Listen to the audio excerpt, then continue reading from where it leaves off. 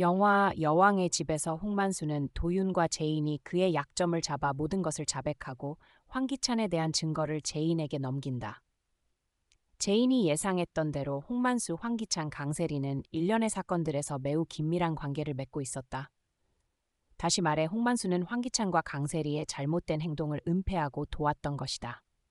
이를 알게 된 제인과 도윤은 계략을 세워 홍만수를 함정에 빠뜨리고 그를 모든 것을 자백하게 만든다. 사건의 전개는 어떠했는지 오늘 영상에서 공개하겠다. 황기찬과 강세리가 도희를 찔러 살해한 진범이라는 것이 확인되었지만 도희의 기기에서 발견된 불명확한 녹음 파일 하나만으로는 황기찬과 강세리를 처벌할 수 없었다. 오성 씨가 도윤과 제인에게 자신의 절친이자 매우 뛰어난 경찰을 소개해 주었지만 그는 그 클립이 황기찬이 경찰에 제공한 것이라는 정확한 증거가 있어야만 그가 현장에 있었다는 것을 증명할 수 있고 그래야 사건을 재검토할 근거가 충분하다고 말했다. 비록 황기찬이 도윤을 살해했다는 혐의를 입증할 수는 없었지만 사고로 다친 사람을 고의로 방치해 사망에 이르게 한 죄로 그를 일시적으로 구금할 수는 있었다. 도윤과 제인은 어렵게 한 줄기 빛을 찾았지만 곧 벽에 부딪혔다. 황기찬은 매우 영리한 인물로 그 클립을 직접 경찰에 제출하지 않을 것이 분명했기 때문이다. 바로 그때 도윤은 그 클립을 제출한 사람이 홍만수라는 정보를 입수한다. 홍만수라는 이름을 듣자마자 제인은 그가 황기찬과 긴밀한 연관이 있다는 것을 떠올린다. 홍만수는 황기찬과 강세리로부터 돈을 받고 은호의 죽음에 대한 진실을 은폐했던 자였다. 그래서 제인은 도윤과 함께 홍만수의 집을 직접 찾아갔다.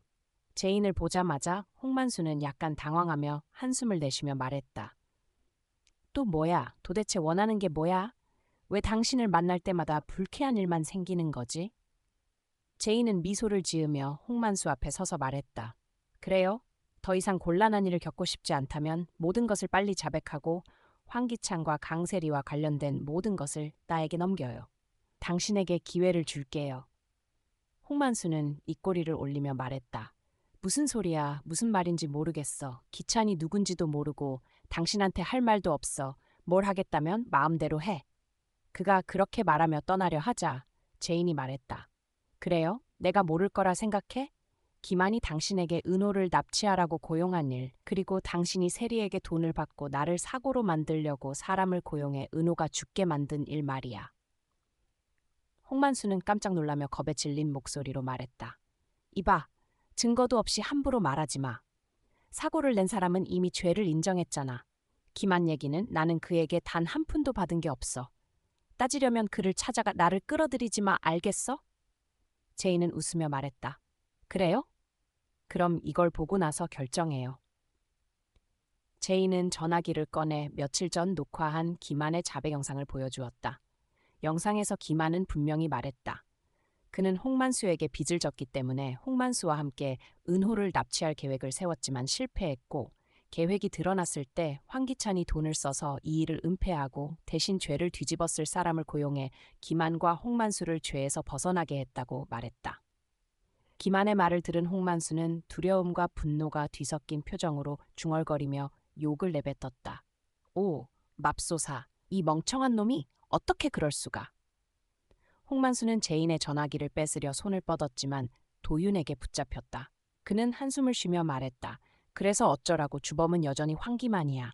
내 죄는 공범일 뿐이고 은호 그 애도 아무 일 없었잖아. 당신이 원한다면 고소해 기껏해야 며칠 안에서 쉴 뿐이야.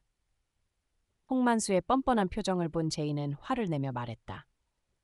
맞아요. 미수에 그친 아동 납치 죄로는 감옥 가지 않을 수도 있죠. 하지만 사람을 죽이고 도망친 건 어떤가요? 내 아들 은호는 당신과 강세리의 악독함 때문에 죽었어. 당신이 벗어날 수 있을 거라 생각해? 당신이 고용해 죄를 대신 뒤집어 쓴 사람은 사실 은호를 친 사람이 아니야. 그건 바로 당신이야.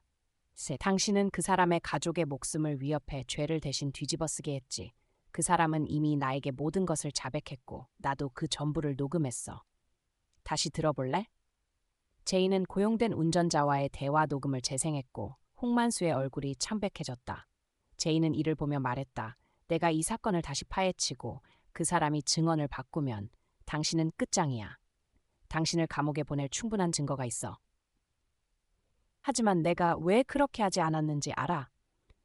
당신에게 병든 딸이 있고 그 치료를 위해 큰 돈이 필요하다는 걸 알기 때문이야. 그게 당신이 사회 밑바닥에서 황기찬과 강세리의 말을 따르게 된 이유지. 안 그래? 나는 당신에게 마지막 기회를 주고 있어.